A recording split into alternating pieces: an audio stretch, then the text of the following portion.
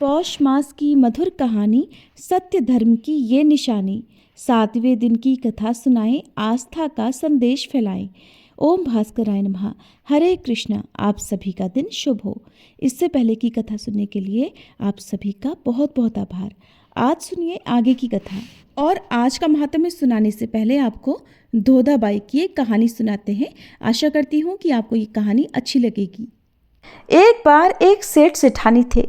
उनका एक बेटी और बेटा था। बेटी का नाम धोधाबाई था। उनके घर में खूब सुख समृद्धि के भंडार थे। एक दिन सेठ सेठानी की मृत्यु हो गई।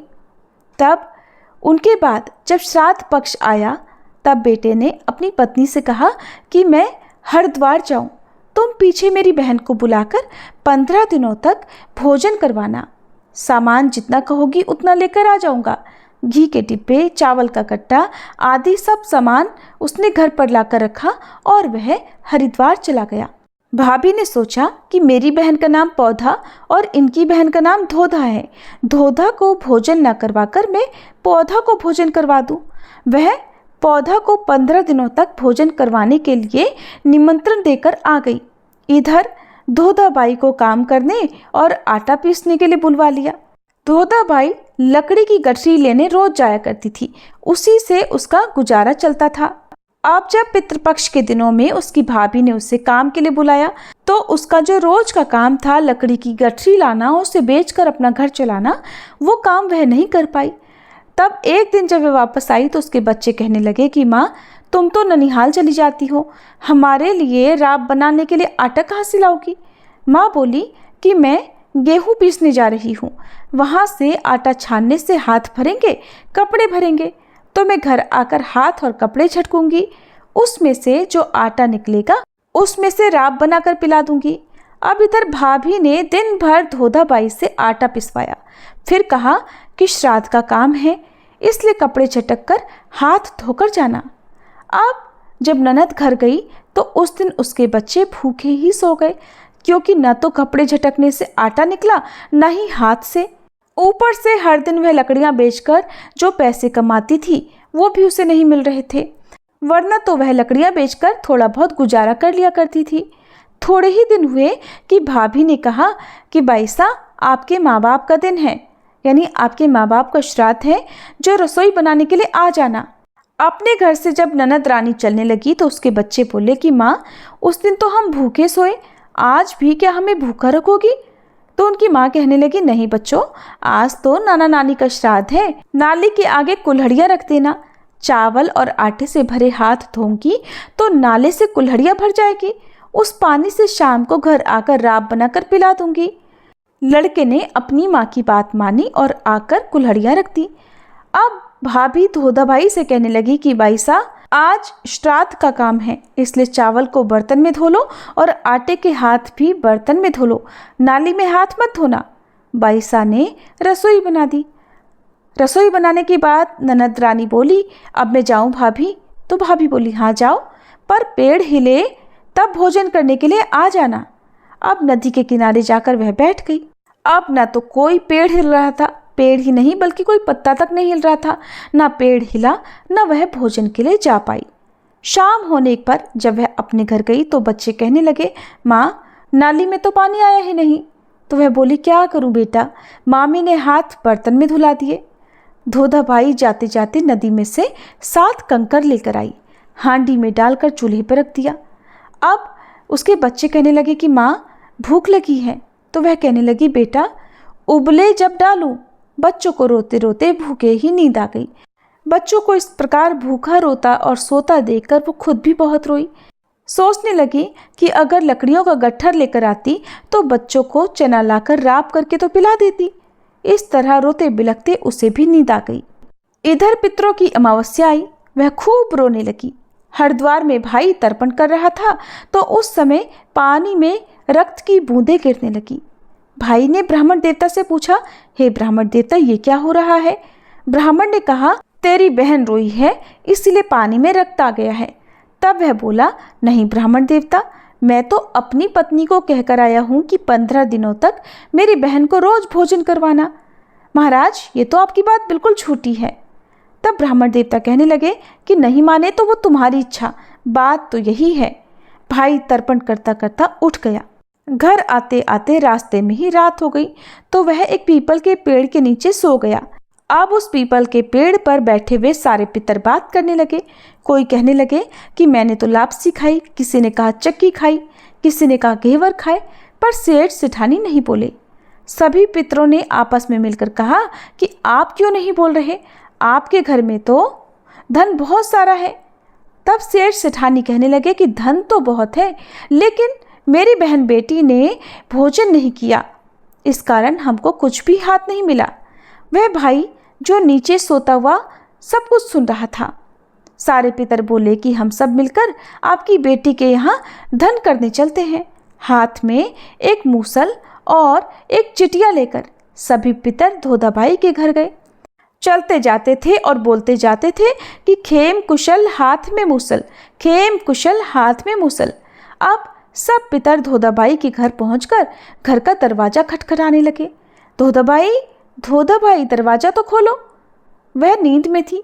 कहने लगी कि मैं और मेरे बच्चे भूखे सो रहे हैं, मैं दरवाजा नहीं खोलूंगी, मेरे पास देने के लिए कुछ भी नहीं है, आप जाओ, मैं दरवाजा नहीं खोलूंगी। तब पितर देवता बोले कि दरवाजा खोलो तो सही। अब उसने नींद में ही दरवाजा खोला। पितर चीटियाँ लेकर चारों ही कोने में घूमे। 4 चरु धन के निकले। एक चिटिया उसको दिया और कहा कि सुबह नहा धोकर चौका बर्तन करके ये चिटियों कढ़ाई में घुमा देना, तेरे मनपसंद का भोजन बन जाएगा। चिटिया चम्मच को कहते हैं, जो बड़ा चम्मच होता है उसे कहते हैं। तुम और तुम्हारे बच्चों को फिर भोजन कराना। पितरों ने आगे बताते हुए कहा कि कल तुम अपने घर में श्राद्ध करना और ब्राह्मण भोजन करवाना, तुम्हारे घर आनंद ही आनंद हो जाएगा। अगली सुबह धोधाबाई उठी। 4 ही कोने में 4 चरु धन के भरे मिले। फिर तो वह बड़ी प्रसन्न हो गई। नहा धोकर जल्दी जल्दी चौका बर्तन किया। नहा धोकर कढ़ाई में चम्मच घुमाया तो 32 सालना और 36 भोजन हो गए। फिर तो स्वयं और बच्चों ने भोजन किया और मन में सोचा कि पितरों ने कहा कि आज श्राद्ध करना, नान श्राद्ध में पीहर वालों को भोजन करवाना जरूरी है। फिर तो वह भाई भाभी को भोजन करने का निमंत्रण देने गई। उधर से तब तक उसका भाई भी घर पहुंच चुका था। उनके घर पहुंचकर धोधाबाई कहने लगी कि भाभी, आज मैं नान श्राद्ध कर रही हूँ, आप मेरे घर पर भोजन करने के लिए जरूर आना। भाभी ने कहा हाँ हाँ आ जाऊंगी, लेकिन मैं अकेली नहीं हूँ, मेरा तो बहुत बड़ा परिवार है। ननद रानी कहने लगी कि भाभी सा आप सभी को लेकर आना। अब नान श्राद्ध के दिन भाभी ने अपने पीहर वालों को सबको निमंत्रण दे दिया और सबसे कहने लगी कि चलो खाना खाने चलो। कल तो वह भूख से मर रही थी, लेकिन आज सभी को खाना खाने के लिए न्योता देकर गई है। भोजन नहीं कराएगी तो मेला देखकर तो कम से कम आ जाएंगे। इधर धोधाबाई ने जैसा जैसा पितरों ने कहा वैसे वैसे कढ़ाई में चम्मच घुमा दिए। खूब सारा भोजन, तरह तरह के पकवान बन गए। अब तो भाभी भी खूब बड़े परिवार के साथ घर पर पहुंच गई और भाभी के साथ ही उसके परिवार वालों ने भी खूब भरपेट भोजन किया, खूब मौज की और भोजन करके घर गए। धोधाबाई तो घर की साफ सफाई करके भोजन करके सो गई। दूसरे दिन भाभी के घर से बुलावा आ गया कि ननद रानी आप सभी खाना खाने के लिए आना। अब धोधाबाई बच्चों को अच्छी तरह से समझाकर अपनी भाभी के घर ले गई कि ननिहाल में भोजन नहीं करना, जेब से मेवा निकालकर खाना। अब ननद रानी अपने बच्चों को लेकर भाभी सा के घर गई। भाभी ने चौकी बिछाई, गद्दी बिछाई, थाली में अच्छा अच्छा भोजन परोस कर ले आई। ननद रानी कहने लगी कि भाभी एक थाली और लाओ। तो भाभी बोली कि ज़्यादा खाना नहीं परोसा है, आपकी थाली में तो थोड़ा ही भोजन है, भला इसमें से क्या निकालोगी। ननद रानी आप तो भोजन करो। अब वह अपने सारे गहने उतारकर खाली थाली में रखने लगी और कहने लगी कि भोजन करो मेरे हार, भोजन करो मेरे डोरा कंठी, भोजन करो गोखरू चूड़ी, भोजन करो मेरे पूजी अंगूठी। अब बच्चे भी जैसा माँ ने कहा था वैसा ही जेब से मेवा निकाल निकाल कर खाने लगे। ये सब देखकर भाभी कहने लगी कि ननद रानी तो पागल हो गई है, ये सब बच्चे क्या कर रहे हैं। ननद बोली कि हाँ भाभी, ये सब पागल हो गए हैं, आपने तो मेरे गहने को भोजन करने के लिए कहा, हमें भोजन करने के लिए कहा ही नहीं। याद करो भाभी, वही दिन थे जब आपने माँ बाप के श्राद्ध पर मुझसे बर्तन में हाथ धुलवाए, बर्तन में चावल धुलवाए, और ये आज का दिन है। उस रात हम सब भूखे सोए थे। भाई ये सब कुछ चुपचाप देख सुन रहा था, लेकिन बोला कुछ नहीं। अब ननद रानी अपने घर चली गई। पीछे से भाई अपनी पत्नी से कहने लगा कि तेरे पिता के घर तो आग लग गई, कुछ न कुछ डाल कर दे, खाने के लिए उनके घर में तो दाना तक नहीं बचा, पहनने के लिए कपड़े भी नहीं बचे, जरा मैं दाना पानी पहुंचा तो आऊं। भाभी ने सुना तो वह बोली, गाड़ी लाओ, उसमें मैं सारा सामान भरवा दूं। मेरे पिता के घर में कुछ भी नहीं बचा, न जाने सब भूखे प्यासे कैसे रह रहे होंगे। अब तो गेहूं की बोरी, ऊपर घी की चरी, गुड़, घी की भेलियां और बहुत सारे कपड़े रख दिए। एक हीरे का कुल्हड़िया भरकर अपने बेटे को दिया कि जाओ और नानी जी को देकर आ जाना, उनके अलावा और किसी को मत देना। अब गाड़ी लेकर भाई धोधा भाई के घर गया। रास्ते में बेटे ने कहा कि पिताजी, ये तो धोधा बुआ का घर आया है, मेरा ननिहाल तो नहीं आया। लेकिन तब तक भाई ने अपनी बहन के घर का दरवाजा खटखटाया और बहन से कहा कि बहन दरवाजा खोलो, मुझे प्यास लगी है। बहन ने दरवाजा खोला तो भाई ने गाड़ी में भरा हुआ सामान बहन के घर पर खाली कर दिया। घी गुड़ के डिब्बे रख दिए, रुपए पैसे का कुल्हड़ा बेटे से छीनकर बहन को दे दिया और बीती बातों के लिए क्षमा मांगी। अब तो बेटा भागता हुआ अपनी माँ के पास गया और जाकर माँ से सारी बात बता दी।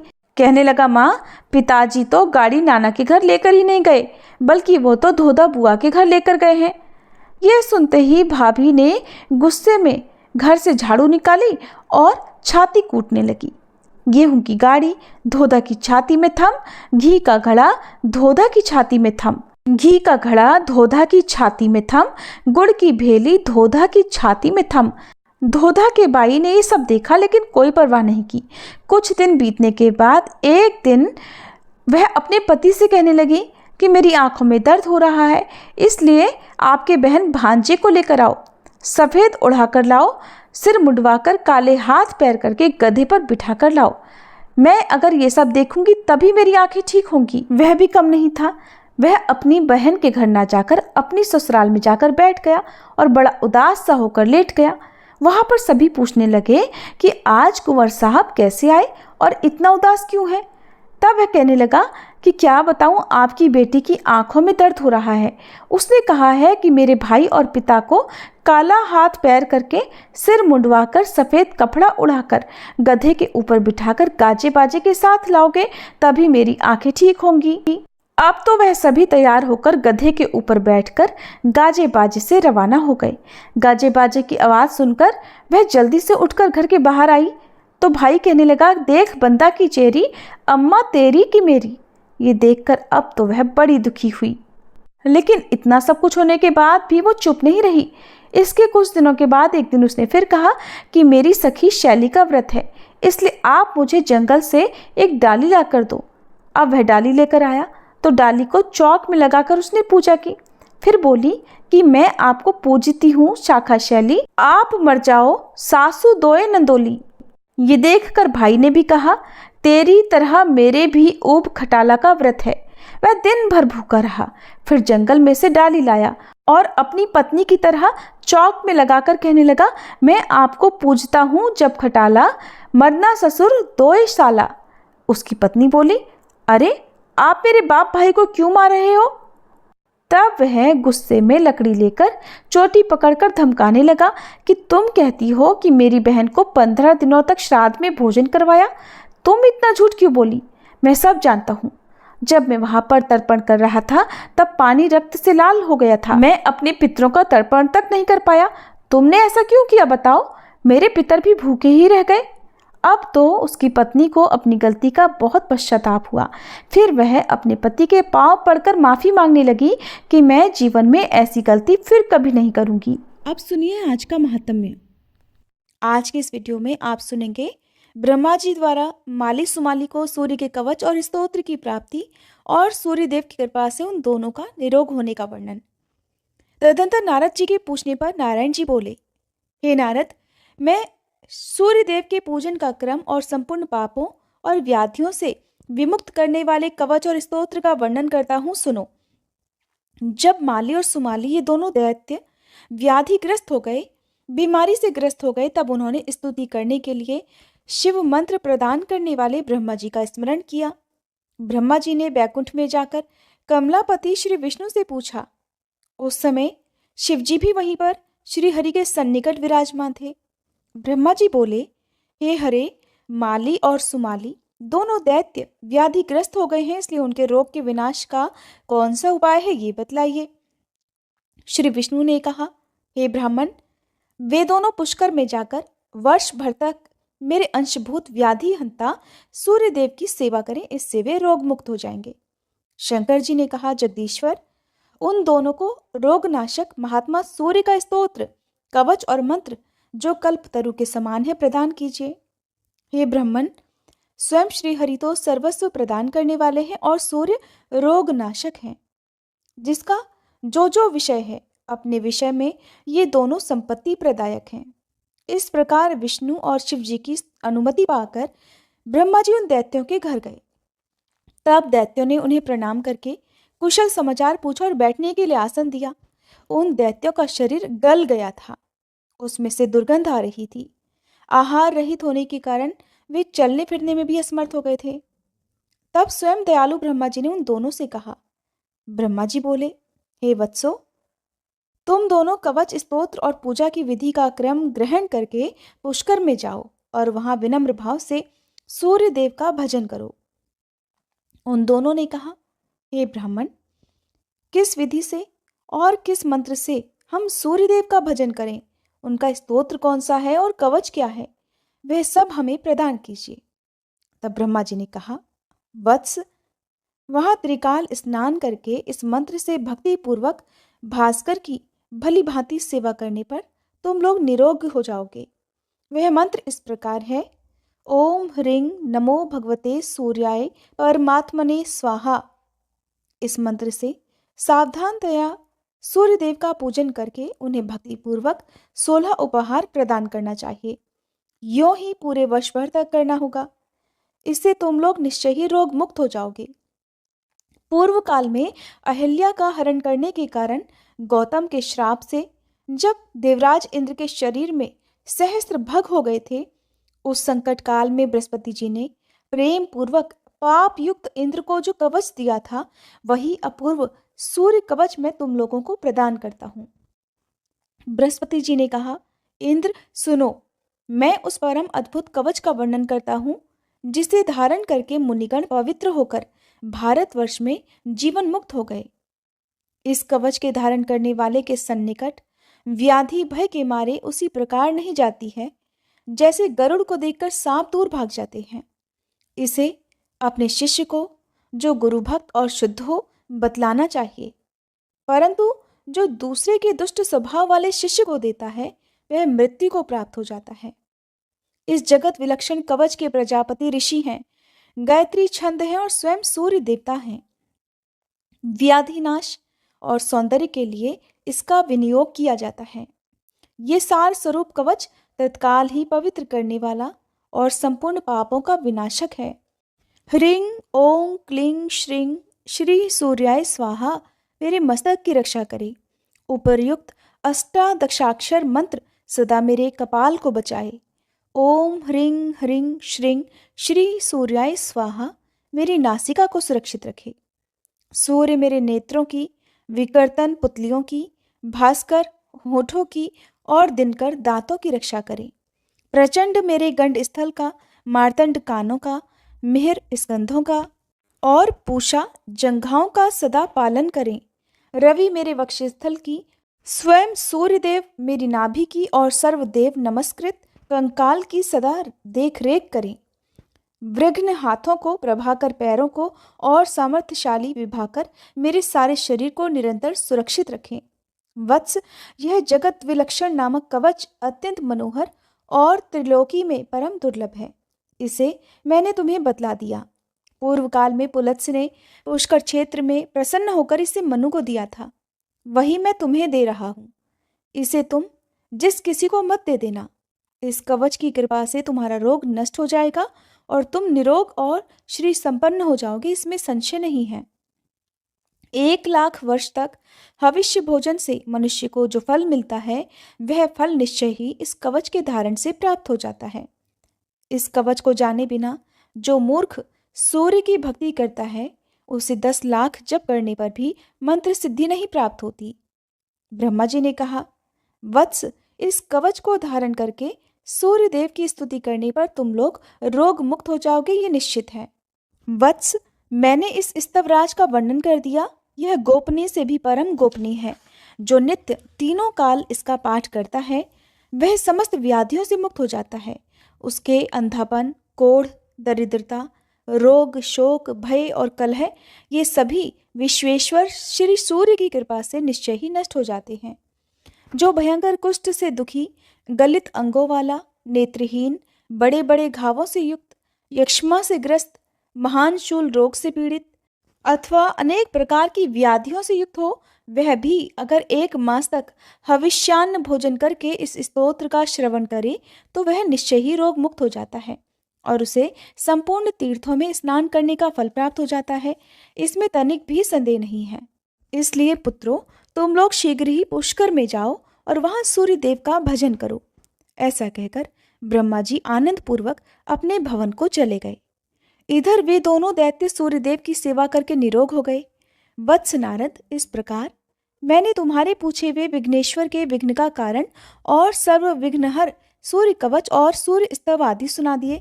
नारद, एक बार देवराज इंद्र निर्जन वन में एक पुष्पोद्यान में गए थे। वहां रंभा अप्सरा से उनका समागम हुआ। फिर वे दोनों जल विहार करने लगे।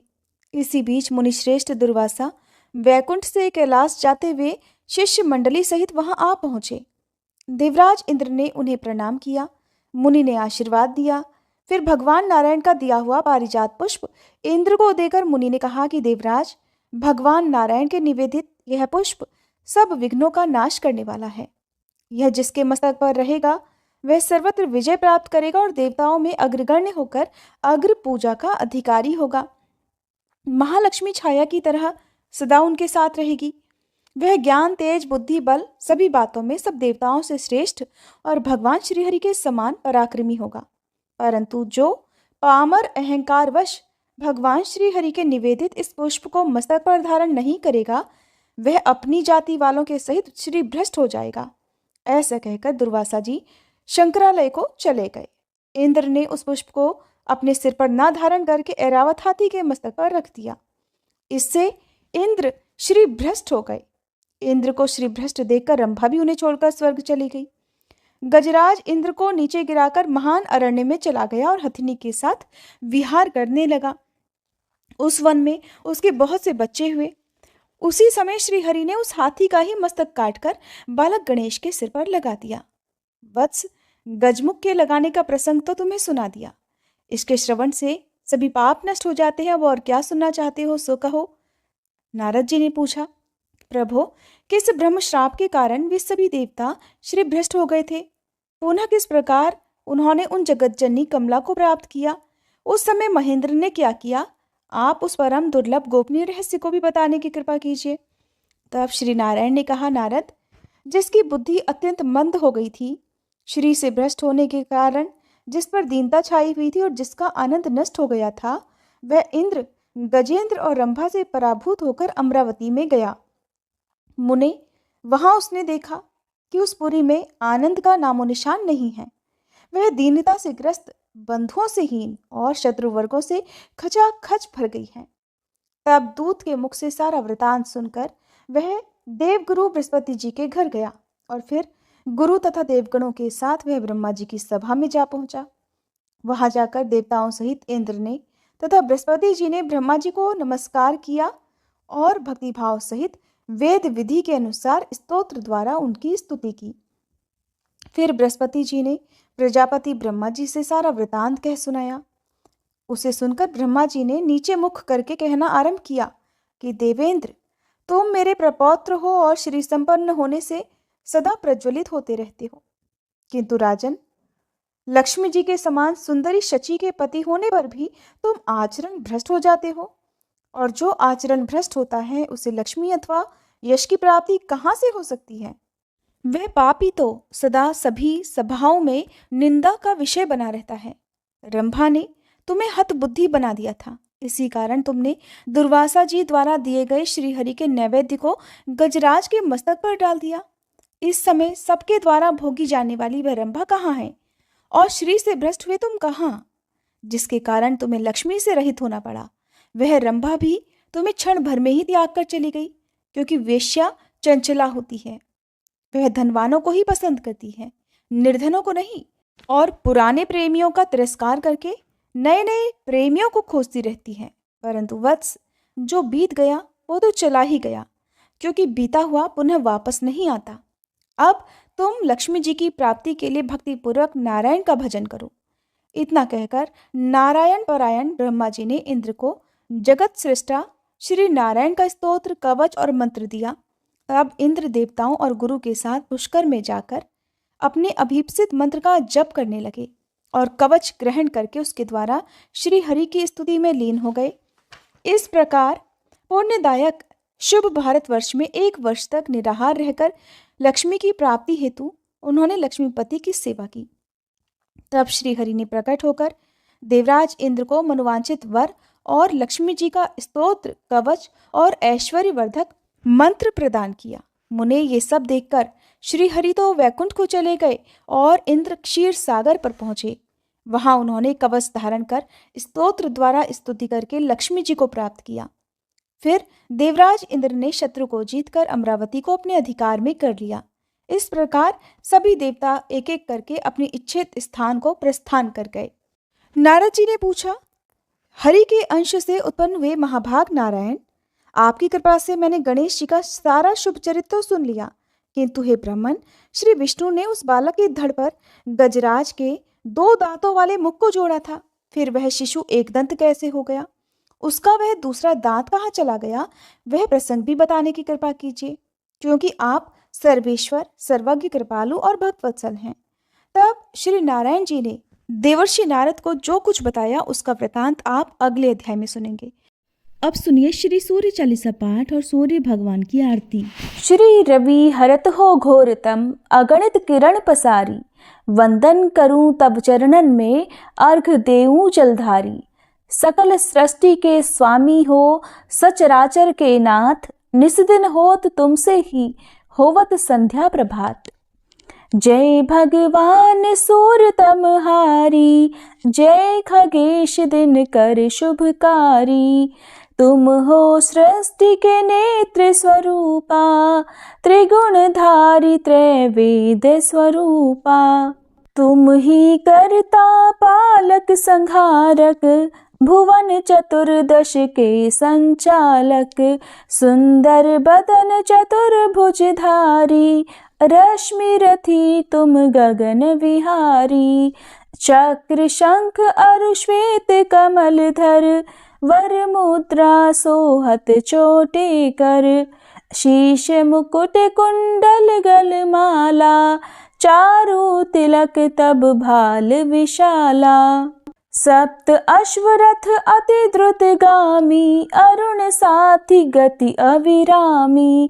रक्त वरुण आभूषण धारक, अति प्रिय तोहे लाल पदारथ। सर्वात्मा कहे तुम्हें ऋग्वेदा, मित्र कहे तुमको सब वेदा। पंचदेवों में पूजे जाते, मनोवांछित फल साधक पाते। द्वादश नाम जाप उद्धारक, रोग शोक अरु कष्ट निवारक।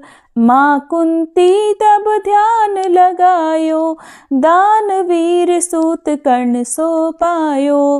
राजा युधिष्ठिर तब जस गायो, अक्षय पात्र वो वन में पायो। शस्त्र त्याग अर्जुन अकुरायो, बन आदित्य हृदय से पायो। विंध्याचल तब मार्ग में आयो, हाहाकार तिमिर से छायो। मुनि अगस्त गिरि गर्व मिटायो, निज तप बल से विंध्य नवायो। मुनि अगस्त तब महिमा गाई, सुमिर भये विजयी रघुराई। तोहे विरोग मधुर फल जाना, मुख में ली नहीं तोहे हनुमाना। तब नंदन शनिदेव कहावे, पवन के सूत शनि तीर मिटावे। यज्ञ व्रत स्तुति तुम्हारी कीन्ही, भेंट शुक्ल यजुर्वेद की दीन्ही। सूर्यमुखी खरितर तब रूपा, कृष्ण सुदर्शन भानु स्वरूपा। नमन तोहे ओंकार स्वरूपा, नमन आत्मा अरुकाल स्वरूपा। दिग दिगंत तब तेज प्रकाशे, उज्ज्वल रूप तुम्ही आकाशे। दश दिगपाल करत तब सुमिरन, अंजलि नित्य करत हैं अर्पण। त्रिविध ताप हरता तुम भगवन, ज्ञान ज्योति करता तुम भगवन। सफल बनावे तब आराधन, गायत्री जप सरल है साधन। संध्या त्रिकाल करत जो कोई, पावे कृपा सदा तब वोही। चित शांति सूर्याष्टक देव, व्याधि अपाधि सब हर लेवे।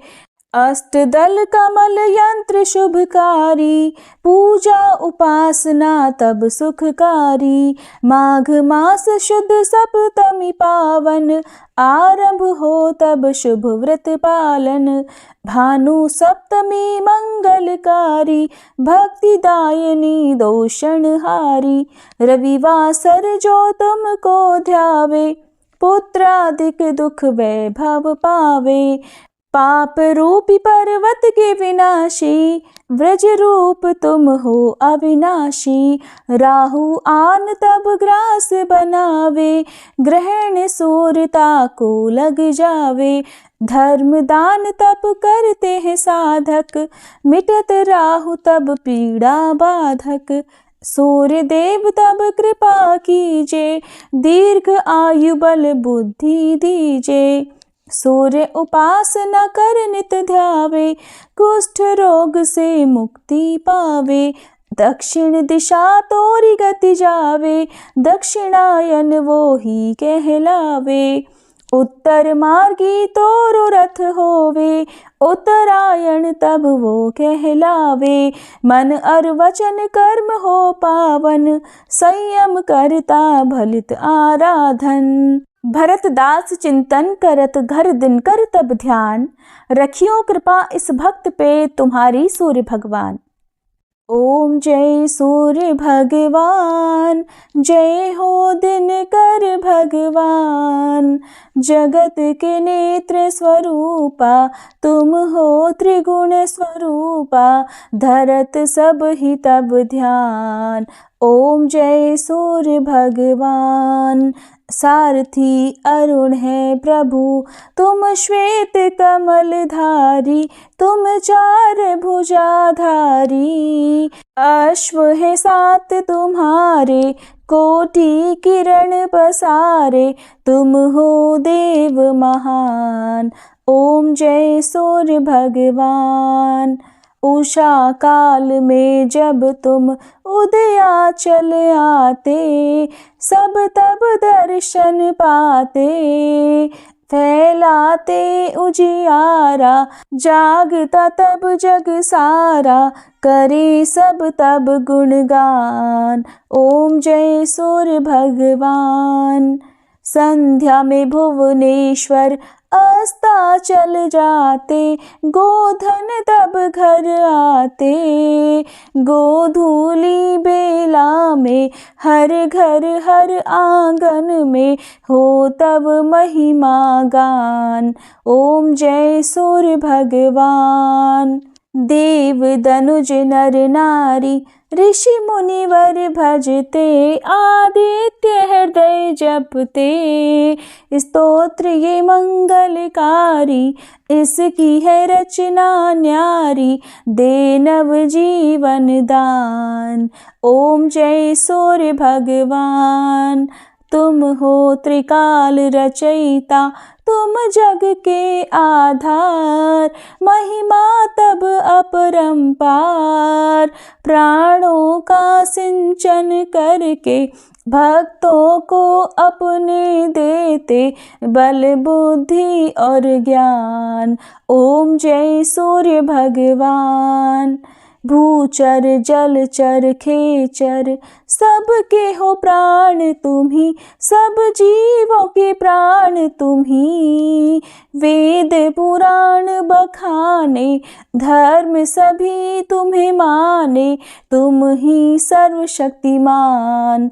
ओम जय सूर्य भगवान, पूजन करती दिशाएं, पूजे दश दिक्पाल, तुम भुवनों के प्रतिपाल, ऋतुएं तुम्हारी दासी, तुम शाश्वत अविनाशी, शुभकारी अंशुमान। ओम जय सूर्य भगवान, ओम जय सूर्य भगवान, जय हो दिनकर भगवान, जगत के नेत्र स्वरूपा, तुम हो त्रिगुण स्वरूपा, धरत सब ही तब ध्यान। ओम जय सूर्य भगवान, ओम जय सूर्य भगवान।